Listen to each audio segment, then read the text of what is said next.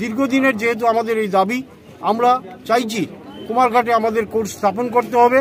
গতকাল আমরা জেলা শাসককেও জানিয়েছি, আমাদের বক্তব্য আমরা বলেছি, উনি ওনার বক্তব্য বলেছেন। আজকে আমরা যথারীতি কুমারঘাট মহকুমা ম্যাজিস্ট্রেটকে আমরা এই ব্যাপারে অবগত করেছি এবং এই কারণেই আমরা একটা সুনিশ্চিত পদক্ষেপ আমরা যতক্ষণ পর্যন্ত না পাবো তত সময় পর্যন্ত আমরা গেটের দরজা খুলতে দেব না।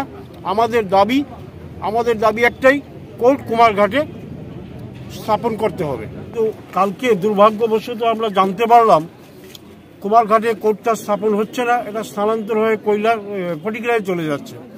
সেই প্রতিবাদে আমাদের কুমারঘাটের বিস্তীর্ণ এলাকায়, এই মহকুমায় মাছমারা থেকে আরম্ভ করে বিভিন্ন এলাকায়, একদিকে বেতছড়া, দারচই, বিভিন্ন দুর্গম এলাকা থেকে এই যোগাযোগ ব্যবস্থার জন্য কুমারঘাট হচ্ছে সর্বোত্তম।